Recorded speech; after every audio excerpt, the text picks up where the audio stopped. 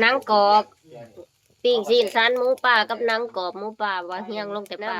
เอาคืนแล้วถามมี เอาตอนนั้นยังเห็นรูปอยู่ ฟาดใหญ่ประมาณซีนสันป่ะนี่ สิ้น โอ้ แพงนะฮะ มานอีกแล้วกินหมูป่าอีกแล้วทุกคนนะ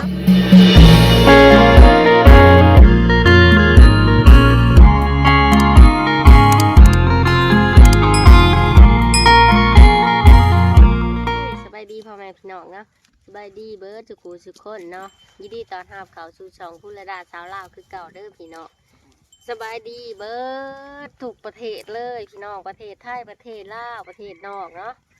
มือนี่ซาร่าก็ยังเกี่ยวขาวคือเก่าทุกคนเลยยังบ่แล้วคิดว่ามือดีจิแล้วเนาะทุกคนตั้งเบิ่งตั้งว่าจิแล้วบ่เนาะตอนนี้ซาร่าอยู่ปลูกตัวไว้แล้วเรียบร้อยเนาะเกี่ยมน้ำเกี่ยมยังสิลงไปเกี่ยวขาวอีกทุกคนมือนี้คาดว่าบ่แล้วก็สิให้เป็นยังยังน้อยละมือนี้เอ้าทุกคนยังบ่หลายปานใดเนาะมือนี้ซาร่าก็เกี่ยวขาวอีกมือที่สองทุกคนไปทุกคนมีเกี่ยวขาวกับซาร่าน้ำในก็เกี่ยมเรียบร้อยเนาะทุกคนเนาะเพราะว่าพวกแม่ใหญ่ในบ้านเพิ่นก็มาซอยเนาะจ้างเพิ่นมาซอยหาเพิ่นน้ำเนาะเกี่ยมน้ำลงไปกินอยู่ให้หน้าทุกคนมือนี้แดดคักนี่งัวกระปลูกไว้เจ้าของกิโลเกี่ยวขาวก้อนบัดนี่แม่ใหญ่สองคนลงแต่เช้าผู้ลงสองคนลงแต่เด็กเด่นคนบอกว่าให้ท่าปากแดงๆท่าบ่แล้วไม่ใช่คลองบอกว่าให้แต่งโตลงเกี่ยวเขานี่ให้เลยไม่เอา ไม่ใหญ่มากสองมืออะไรเกี่ยวเขาลมใหญ่ เขาลมเขาทั้งมีน้ำเอาแต่ละปีเนาะ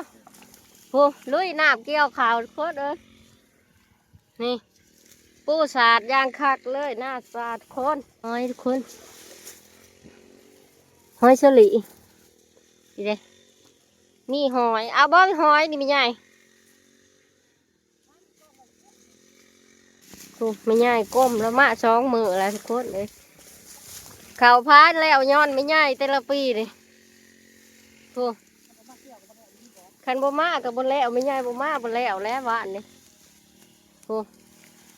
ไม่ใหญ่ตัวนี้คือการท่าปากแดงจะครึ่งให้พญาการเบิ่ง พี่น้องเกี่ยวเขาเด้อเกี่ยวเขาได้เด้อ ตนอพญาการกับเขาเบิ่งแล้วไม่ใช่คลองเราอยากได้เงินเล่นไพ่ดิทุกคนนี่เราก็มาหารับจ้างนี่ไปหาแข้งแล้ววะถ้าปากแดงไปรอหิว กินตุยากเนาะกว่าที่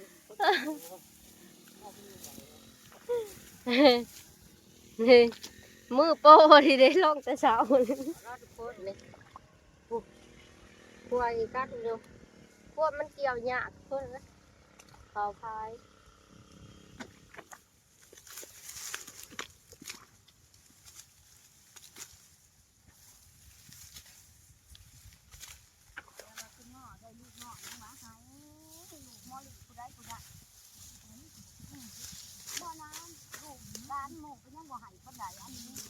พี่น้องมาเกี่ยวขาลุ่มชายกัดดีเป็นเม็ดเตลปี้ทุกคนเขาพายเลยเกี่ยวในเขานอนสีต้มเลยตัดก็บ่ได้โอ้ยปูสาดกับปีกคำแดดดิพี่น้องเนี่ยบ่ใกล้ดอกว่าคนบ้านใช่ป่ะอยู่บ้านพุทธสูงเมืองละครเพชรแข้งสารวัตรข้างไตนี่เนาะบ่ใกล้นะมาโลสิขาเป็ดสุกินเห็ดเลือดแป้งใครมาซอยเหมือนแล้วพยาการหิวยาสูบเลยทุกคนเกี่ยวเขาเมื่อย เท่าเกี่ยวเขาเก่งได้ดีเด้อผู้ เก่งดอก ในสูบยานี่มีแห้งค่ะคนอื่นเขาเกี่ยวเขาเพิ่นหากบได้พี่น้องได้8 โต้แล้วได้หาแล้วเอาไปค้างไว้แล้วนี่ได้ ค้างไว้แล้ว8 โตนี่โตที่เก่า นี่แหละดีหากบมันมานี่แม่รถเมียขมิ้นนี่ฮะบ่ ไม่แย่กบผลกระชักเลยเด้อ นี่บ่ กระปูตัวนี้ กระปูบ่ แมน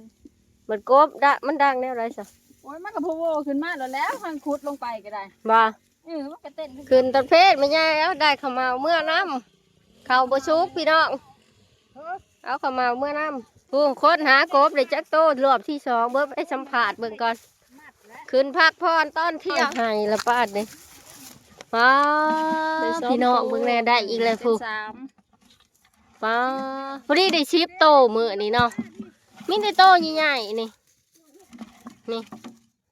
เจ้างูนี่เฮ้ยฮะก็ยังเสีย ปู ก็กระปูขึ้นแต่หน้าเกี่ยวเขาวก็บ่แล้ววิอยากเอางัวกล้วยกินน้ำก่อนเพื่อสิได้พักผ่อนทุกคนชีวิตประจำวันนี่เพิ่นเอาไล่เพิ่นไปกินน้ำน้องนี่บกม่วงได้ไปกินน้ำฮัลโหลกินดีๆ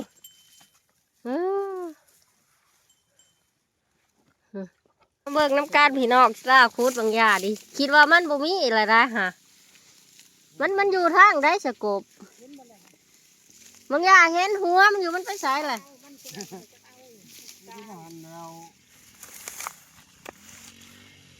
ใส่ระวังมาก็ชี้ใหญ่เนาะ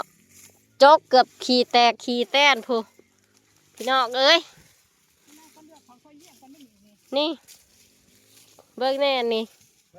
ได้มานคนมานเฮ็ดจะได้กับมานนี่ได้ป้นแหละจกเอากระปูอีกก่อนพี่น้องเอาเมื่อหายเห็นกินเอาเมื่อหายเห็นกินมันสีหนีบมือฉันบ่จัก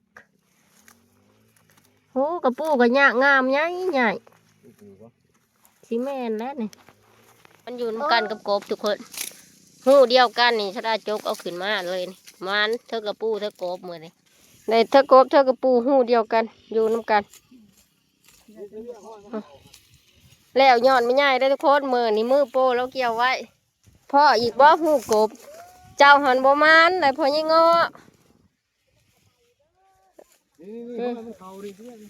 บ่เจ้าหันบ่แม่นดอกบ่มันดอกเจ้าเบิ่งมันเกี่ยงหามีขันหูขันบ่เกี่ยงหาบ่มีแบบนี้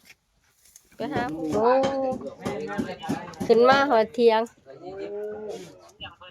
โน้ได้พัดมันเนาะบ่ลุกได้หน่อยจริงๆเห็นสังเวียนใช่บ่มาพี่บ่แหละแล้วบ่เขาพัดใหญ่ประมาณสี่ชั้นบ่นี่โอ้มันอีกแล้วกินหมูปลาอีกแล้วทุกคนนะ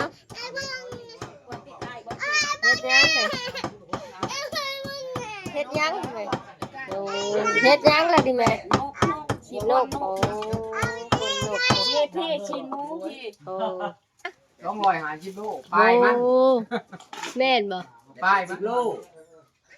บอลกูดี บ่ ตามสอกกูดี บ่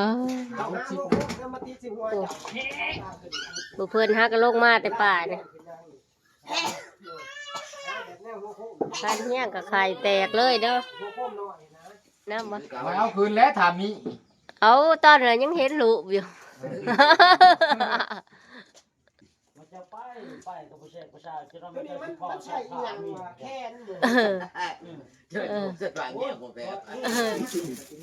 หมูป่า80 โลพวกบ่าวเฮียงลงมาจากป่ามือนี่พอดีเลยเป่ามันอีกเนาะ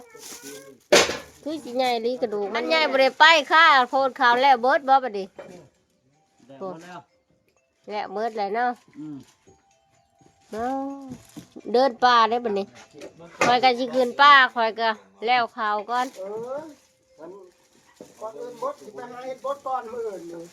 ไปบ่ไปบ่โอ้ยเบาเฮียงมันหมูป่าคนลงมาก่อนประมาณนั้นเนาะมีแต่สินชันเลยนี่ทุกคนนี่มันอีกแล้วก็จะอ่อนเนาะทุกคนจะได้แล้วขาวแล้วน้ำเลยจะได้ก็จะขึ้นเดินป่าน้ำผัวเบาเฮียงนี่มันเนาะปวดป้า